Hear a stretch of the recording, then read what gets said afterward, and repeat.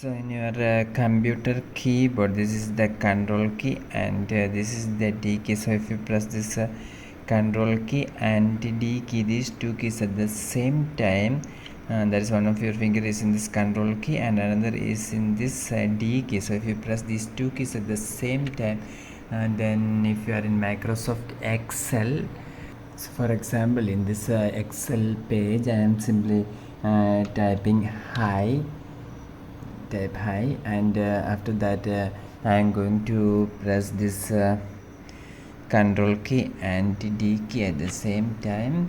And suppose if I am going to the next cell down this year, and again if I press this control key and D key at the same time, then you can see that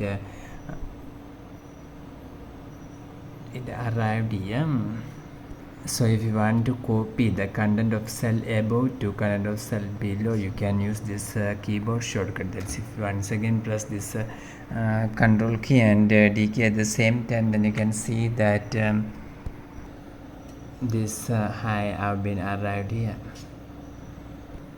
So suppose if you want to fill down contents in a cell, only for filling down the contents in the cell, you can use this keyboard shortcut.